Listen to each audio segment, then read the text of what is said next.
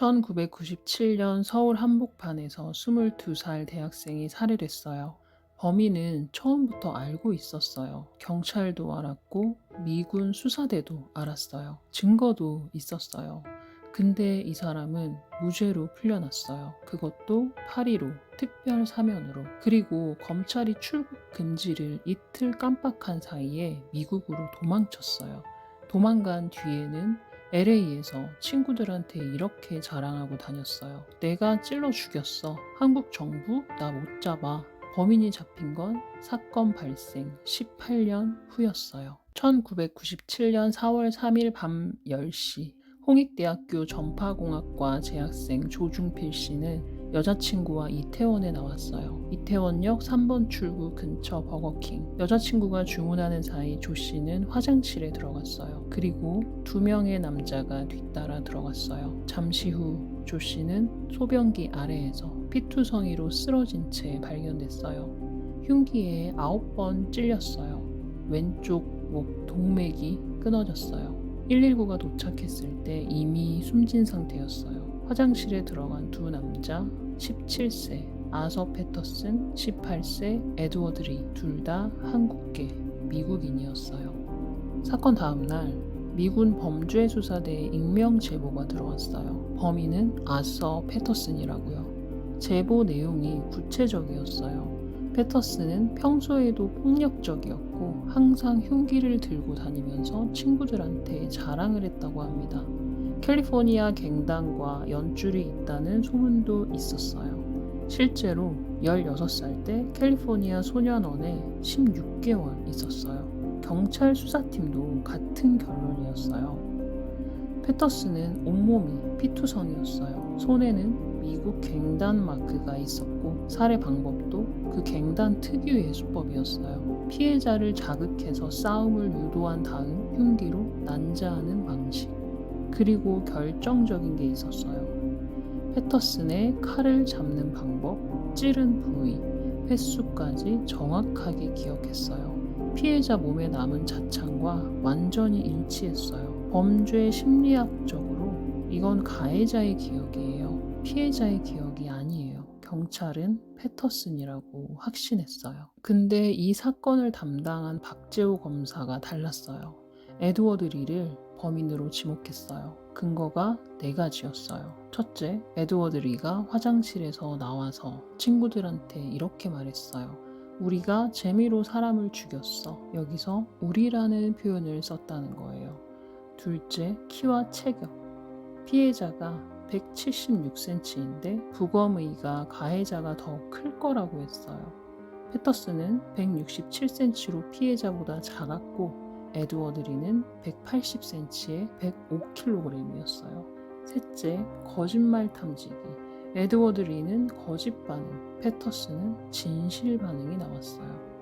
넷째, 해리성 장애. 검사가 주장하길 칼로 사람을 찌르면 충격으로 기억을 잃는다는 거예요. 패터슨은 상황을 정확히 기억했으니까 범인이 아니라는 논리였어요. 근데 이 4가지 근거 하나하나 다 문제가 있어요. 거짓말 탐지기는 당시 오차율이 30%가 넘었어요.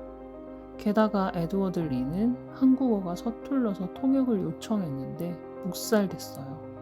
호승줄에 묶인 채로 검사를 받았죠. 반면 패터슨은 한국어가 더 유창한데도 통역 도움을 받았고 편안한 상태로 검사를 받았어요. 해리성 장애 주장은요.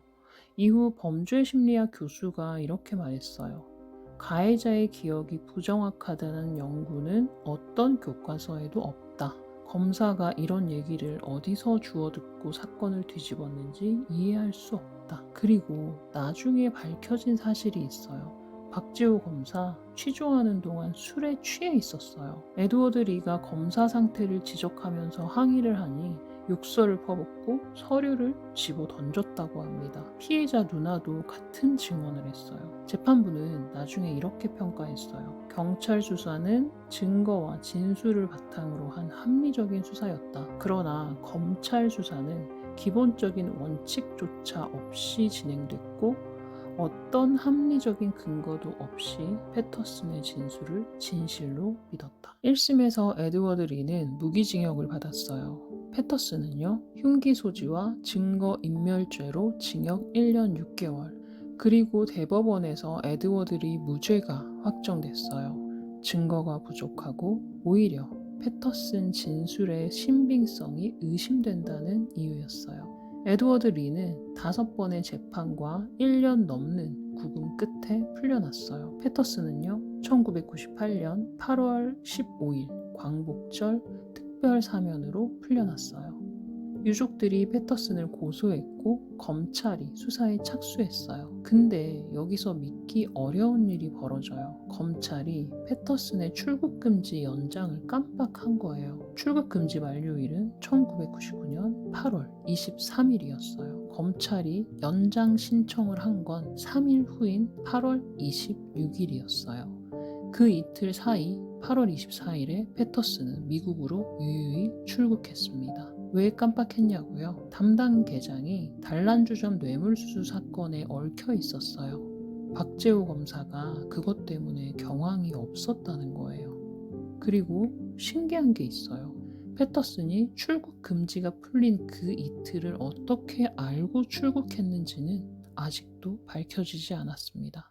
미국으로 도망간 패터슨은 LA 코리아타운에 살았어요. 그리고 그곳에서 만난 친구들한테 여러 번 이렇게 말했어요. 내가 찔러 죽였어. 한국 정부가 자기를 못 잡는다고 조롱했어요. 이 사실은 그 자리에 있던 친구가 나중에 언론 인터뷰에서 폭로하면서 드러났어요. 그리고 또 있어요. 그것이 알고 싶다 제작진이 패터슨을 찾으려고 했어요. 검찰이 그렇게 찾아도 못 찾았다던 사람을요.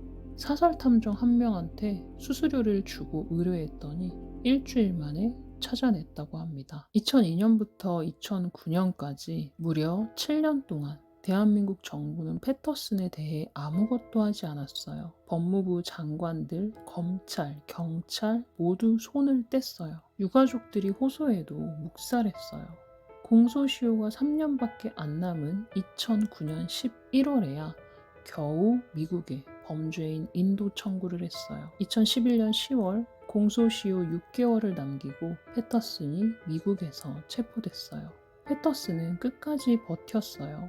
송환 재판에서 항소하고 인신보호 신청을 내고 캘리포니아 고등법원까지 끌고 갔어요. 2015년 9월 23일 새벽 4시 26분 패터슨이 인천공항으로 소환됐어요. 공항에서 취재진 앞에서도 이렇게 말했어요. 에드워드 리가 범인이에요. 나는 목격자일 뿐이에요. 2017년 1월 25일 대법원에서 징역 20년이 확정됐어요. 사건 발생 20년 만이었어요. 재판부는 이렇게 말했어요.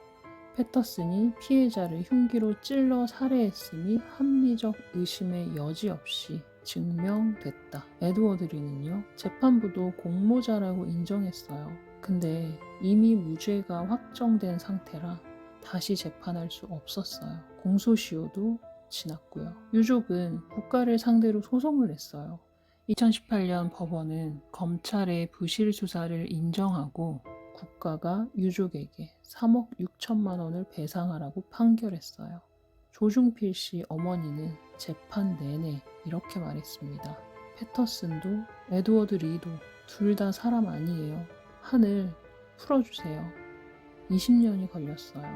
술 취한 검사 한 명이 사건을 뒤집지 않았다면, 출국 금지를 이틀 깜빡하지 않았다면, 7년 동안 손을 놓지 않았다면 어쩌면 훨씬 빨리 끝났을 이야기예요. 다음 시간에는 아직도 끝나지 않은 사건 얘기해 볼게요. 1991년 5명의 아이들이 사라졌어요. 11년 뒤에 발견됐어요. 아무도 못 찾은 게 아니었어요. 찾으려 하지 않았던 거예요. 어떻게 그게 가능했는지 다음 시간에 얘기해 볼게요. 궁금하면 구독하고 같이 들어요. 썰 아카이브였습니다.